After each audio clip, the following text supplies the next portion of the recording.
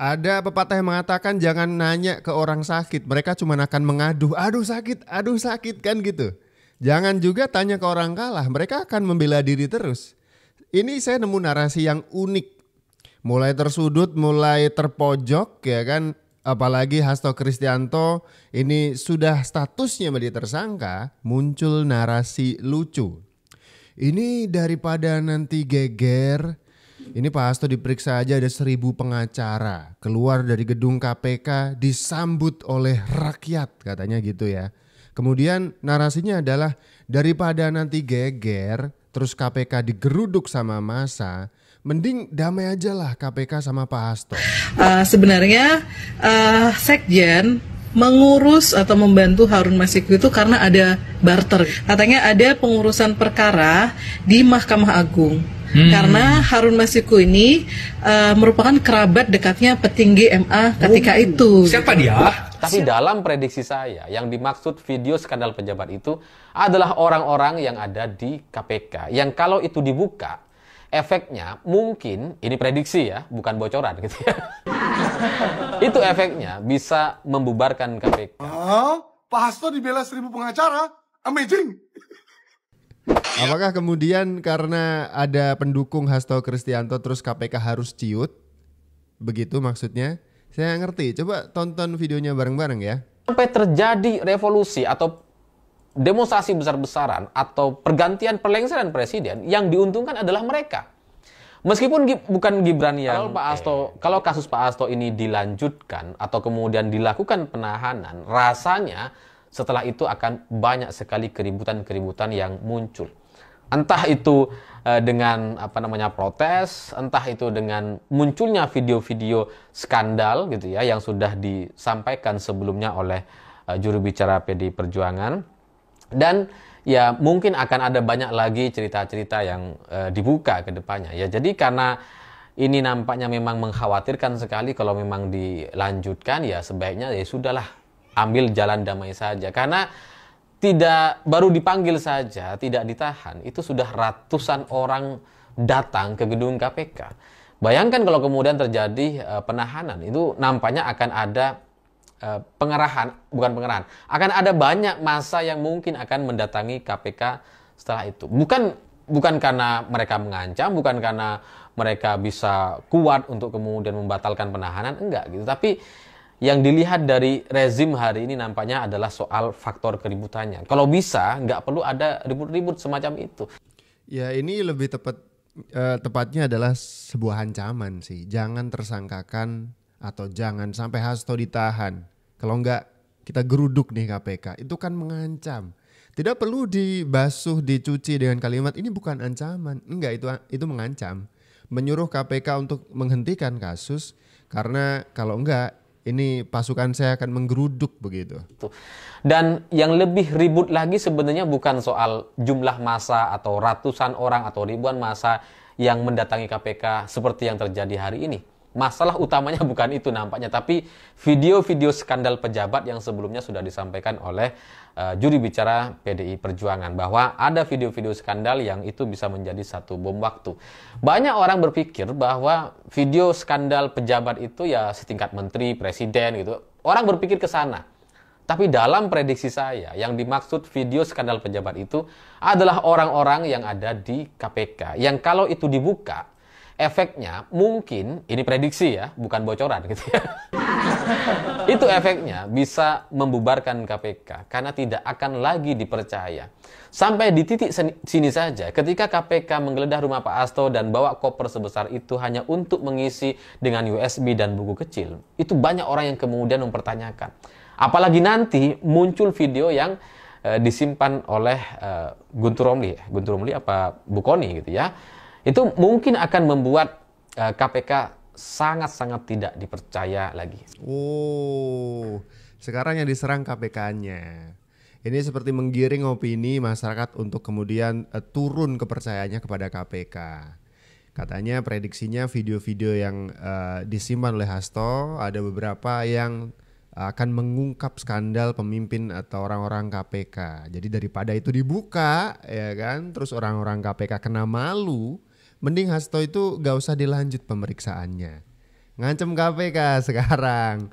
Oke. Sekali lagi ini prediksi, Oh, prediksi. bukan bocoran. Saya nggak tahu gitu ya. Oh, nggak tahu. Benar Siap, adanya, siap, siap. ada tidaknya saya nggak tahu. Siap. Ini Kalau nggak tahu kenapa prediksinya menyerang ke KPK ya. Ini tendensius sekali prediksinya berarti ya. hanya prediksi gitu. Sehingga ya memang daripada muncul keributan-keributan yang lebih besar dan kemudian ada sebenarnya ini memang soal kepentingan politik dan ya apa ya, ada negosiasi-negosiasi politik di dalamnya, ya memang sebaiknya semua pihak menahan diri dan kemudian mengambil jalan tengahnya. Karena masalahnya negara kita ini bukan negara yang sudah maju dan kemudian stabil, enggak. Negara kita ini banyak sekali masalah gitu. Kalau Presiden Prabowo nampaknya jelas tidak mau ada keributan-keributan yang tidak produktif. Karena kalau kemudian ini terjadi keributan-keributan, terjadi penahanan, terjadi pengungkapan video skandal, terjadi gugatan di MK dan sebagainya, itu akan membuat pemerintah jadi nampak tidak fokus lagi untuk bekerja. Oh, sekarang yang diserang pemerintah. Daripada ini kasusnya Hasto diterusin nih Pak, bakal ada geger di mana-mana, pemerintah nggak fokus kerja. Daripada pemerintah nggak fokus kerja ini, mending kasus Hasto ini dihentikan Pak. Jangan dilanjutin Pak Prabowo. Oh gitu, sekarang ngancem pemerintah. Boleh. Ini tadi saya sudah nemuin 3 narasi ya. Yang pertama tadi daripada digeruduk massa, kemudian ada demo di mana-mana pendukungnya Hasto ya kan.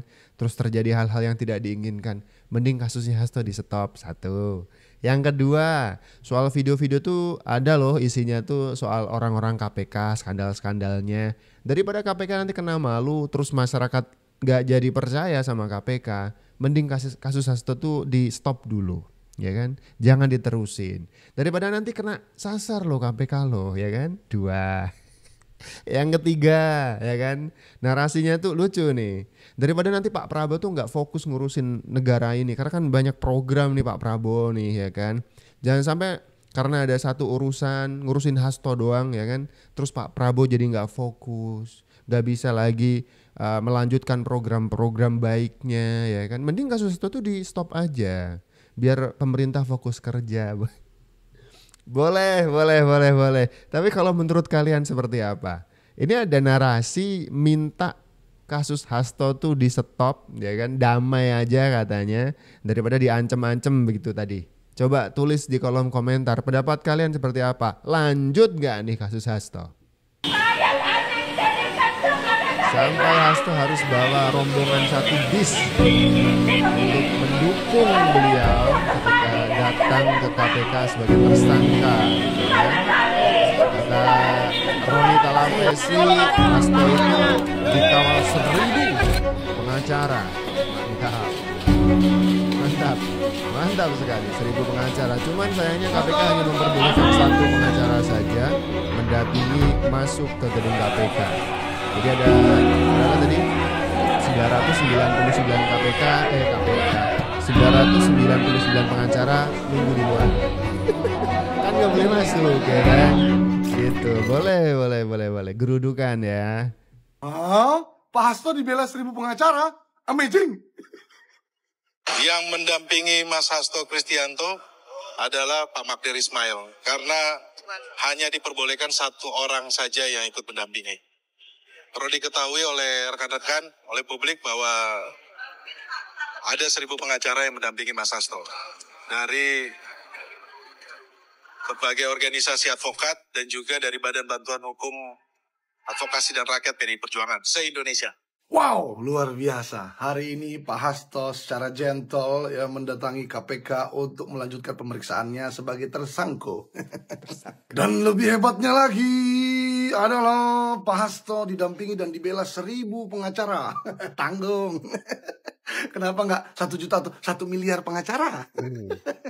Tapi aku jadi teringat satu kawan-kawan ya. 1.000 pengacara itu seperti dulu Pak Anies ya. Di MK juga katanya tim kampanye menyiapkan 1.000 pengacara. Tapi hasilnya kalah juga.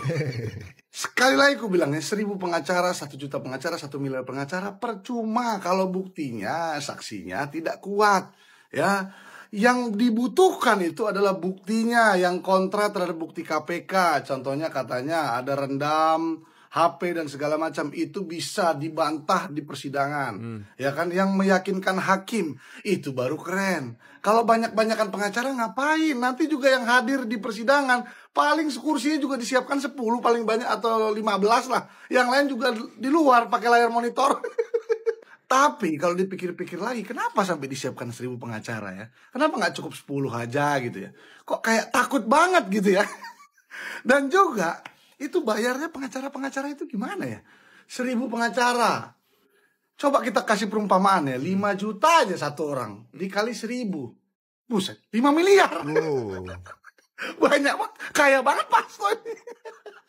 Untuk KPK harus berani, semangat, dan jangan takut. Karena ada jutaan, bahkan ratusan juta masyarakat Indonesia yang sangat amat mendukung KPK dalam mengungkap kasus Harun Masiku dan Pak Hasto ini. Terakhir, ini yang harus paling kita ingat. Jangan sampai pemerintah ataupun negara kalah melawan pejabat korup.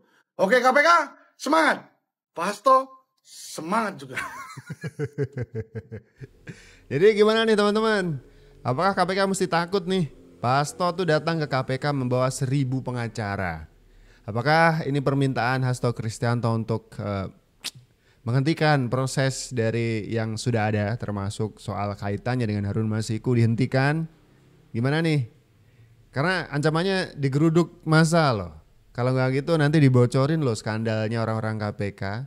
Terus yang kemudian stabilitas negara akan terganggu loh. Pak Prabowo nggak bisa kerja nih. Ngurusin satu orang aja warga negara yang namanya Hasto Kristianto. Gimana? Kasihan loh Pak Prabowo, banyak kerjaan. Ada banyak urusan, gak cuma ngurusin Hasto. Jadi daripada ngurusin Hasto, mending kasusnya diselesain aja, damai. Jabat tangan terus pulang. Gimana? Kalian setuju gak kalau begitu?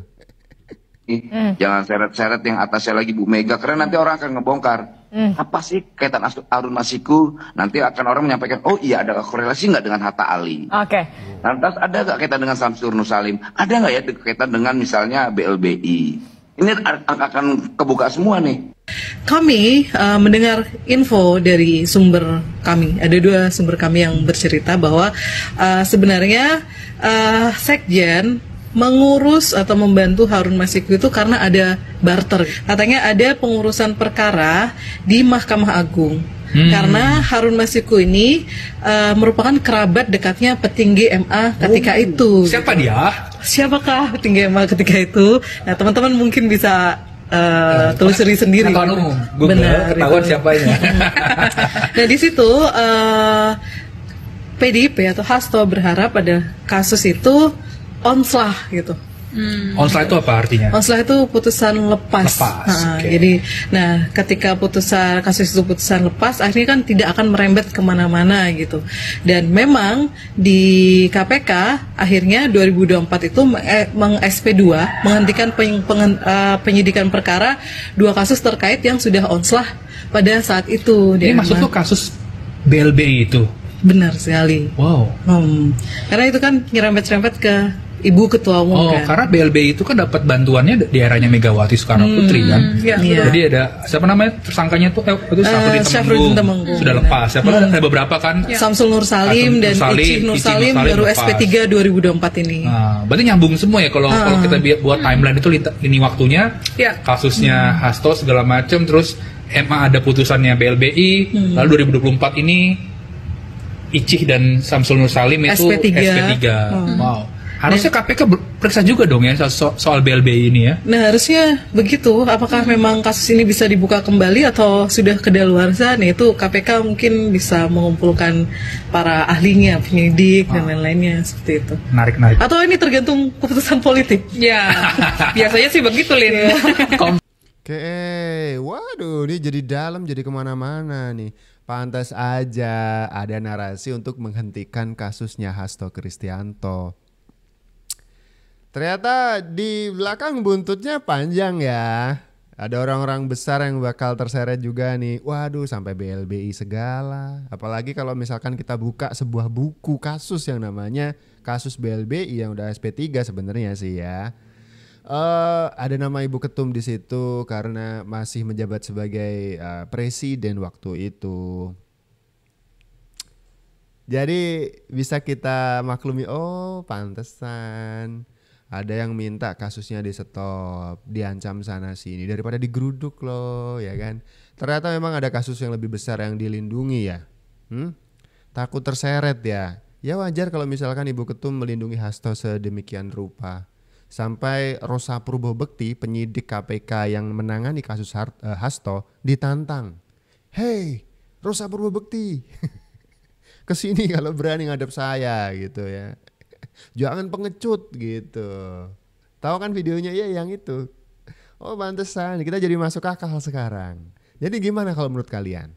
Ini kasus Hasto di stop aja daripada drama kemana-mana, ada orang-orang besar terseret, atau lanjut aja nih sikat semua. Gimana? Coba tulis di kolom komentar ya.